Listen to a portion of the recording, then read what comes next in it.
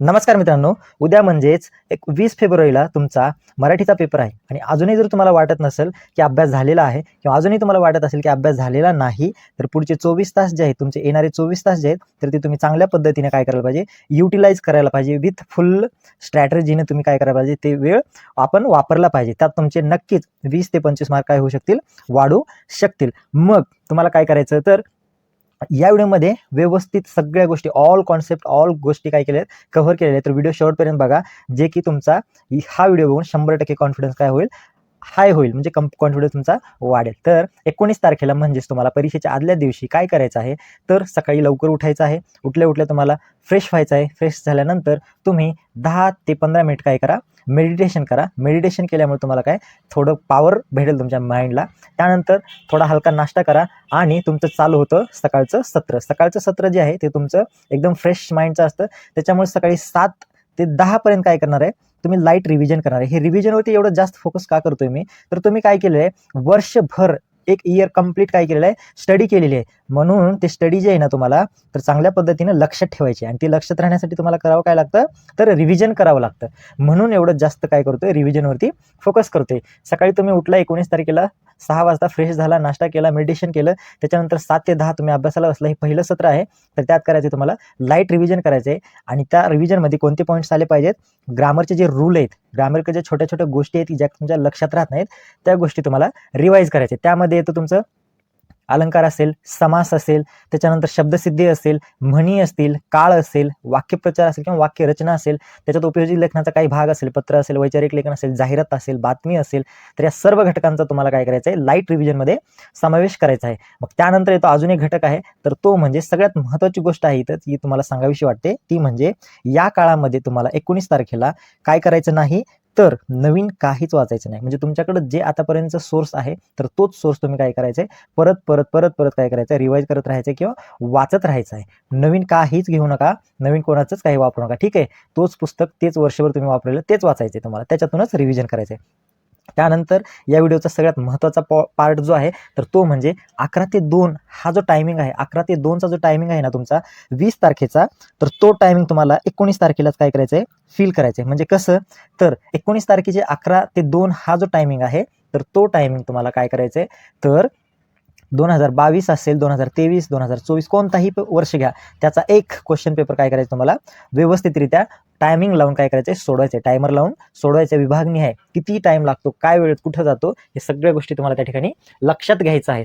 मग ते झाल्यानंतर तुम्हाला कशावरती लक्ष द्यायचं, पेपर झाल्यानंतर तुमचं स्पीड कुठं वाढतो, कुठं कमी होतो, आणि तुमचं पेपर प्रेझेंटेशन जे आहे ना, त्याच्यावरती तुम्ही काय करायला पाहिजे, फोकस करायला पाहिजे. म्हणजेच तुमचा पेपर 3 तासाचा पेपर कमीत कमी 2 तास 40 मिनिटांमध्ये ऑटोमॅटिक कव्हर होतो, जर ह्या गोष्टी तुम्ही व्यवस्थित फॉलो केल्या किंवा प्रॅक्टिस केलेलं असेल तर.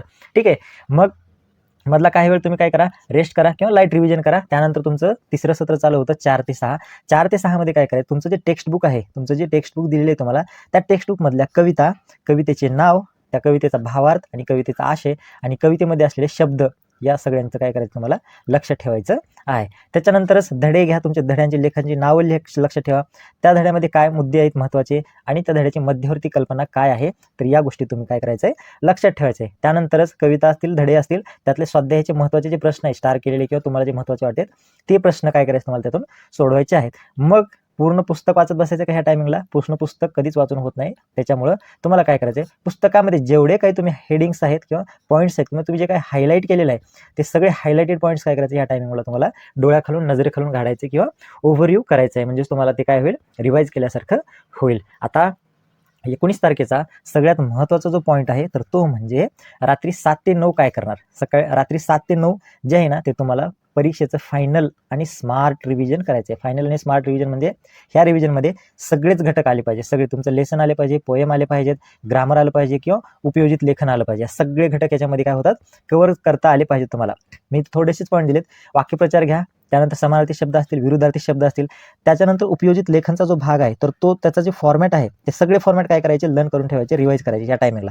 त्याच्यानंतर व्याकरणातला जो भाग आहे, व्याकरणाचा समास असेल, सिद्धी असेल किंवा अजून काही गोष्टी असतील, त्या सुद्धा गोष्टी तुम्हाला काय करायचे, लक्षात ठेवण्याचा प्रयत्न करायचे. त्यात तुम्हाला स्मार्ट रिव्हिजन करायचं. शेवटचं रिव्हिजन आहे, कारण दुसऱ्या दिवशी तुम्ही काय जाणार आहे, पेपर द्यायला जाणार आहे. मग 10 वाजलेत, तर 10च्या नंतर किंवा 10:30च्या नंतर तुम्हाला अभ्यास करायचा नाही. तुम्हाला काय करायचं या ठिकाणी आराम करायचा आहे आणि परीक्षेच्या आदल्या दिवशी कमीत कमी तुम्ही 7 ते 8 तास काय केलं पाहिजे, झोपलं पाहिजे. 7 तास, 8 तास किंवा 9 तास ज्याच्या पद्धतीनुसार हे आहे तुम्ही चेंज करू शकता. ठीक आहे. मग ही झोप जर चांगली झाली तर तुमचा दुसरा दिवस काय होतो, चांगला जातो आणि प्रोडक्टिव्ह होतो. पेपरमध्ये तुम्हाला चांगल्या पद्धतीने लिहिता येतं, प्रेझेंटेशन चांगलं होतं. मग आता तुम्ही 20 फेब्रुवारीला सकाळी लवकर उठलाय, थोडंसं एक सांगतो, तर 20 फेब्रुवारीला सकाळी उठलाय, लाईट मेडिटेशन करा किंवा फ्रेश व्हा, थोडं योगासन करा, मेडिटेशन करा, फ्रेश फील करा. उठतानाच काय करा, उठल्यावर तुम्ही काय पॉझिटिव्ह फील करा की आजचा पेपर माझा काय जाणार आहे, एकदम चांगला जाणार आहे आणि मी त्या पेपरमध्ये चांगले मार्क पाडणार, कारण तुम्ही वर्षभर अभ्यास केलेला असतो. ठीक आहे. सकाळी उठा, मेडिटेशन करा, फ्रेश व्हा, त्याच्यानंतर नाश्ता करा हलका हलका, परत पुस्तक वाचू नका. 21 तारखेला काहीच करायचं नाही, फक्त काय करायचं तुम्हाला शॉर्ट नोट्स बघायच्या आहेत. ठीक आहे. जे की तुम्हाला लक्षात राहत नाही त्याच गोष्टी 21 तारखेला बघायचं. ऑलरेडी जे केले त्याला जास्त वेळ देत बसायचं नाही. आणि तुम्हाला महत्त्वाचं म्हणजे स्टे पॉझिटिव्ह. तुम्ही पूर्ण सकाळचा दिवस जो आहे ना, तर तो पॉझिटिव्ह वेने स्टार्ट केला पाहिजे आणि पूर्ण दिवस तुमचा पॉझिटिव्हिटीमध्ये गेला पाहिजे. अशा पद्धतीचा हा तुमचं त्या दिवसाचं नियोजन होतं. आता हे पेपर रायटिंगचे जे स्मार्ट टिप्स आहेत तर ते आपण नेक्स्ट व्हिडिओमध्ये बघूयात की तुम्हाला पेपर जो आहे 3 तासाचा पेपर जो आहे ना, ते स्मार्ट पद्धतीनं कसं लिहायचं आहे, तर ते आपण नेक्स्ट व्हिडिओमध्ये बघूयात. आता हे तुम्ही बघा, वाचून बघा, काय तुम्हाला समजते, लक्षात ठेवा. नसेल तर ठीक आहे, काही प्रॉब्लेम नाही, आपण नवीन एक चांगला व्हिडिओ त्याच्यावरती बनवूया डिटेलमध्ये, व्यवस्थित सविस्तररित्या. हा व्हिडिओ आवडला असेल तर लाईक करा, मित्रांना शेअर करा. नालंदा कोचिंग क्लासेस या चॅनलला सबस्क्राईब करायला विसरू नका आणि या व्हिडिओमध्ये दिलेल्या गोष्टी काय फॉलो करा, जेणे तुमचं प्रोडक्टिव्हिटी वाढेल आणि जो दिवस आहे 19 तारखेचा, तर तो तुम्ही चांगल्या पद्धतीने तुमच्या पेपरमध्ये काय करू शकता, वापर करू शकता. ठीक आहे. परीक्षेसाठी खूप शुभेच्छा. भेटूयात पुन्हा एका नवीन व्हिडिओमध्ये. तोपर्यंत धन्यवाद.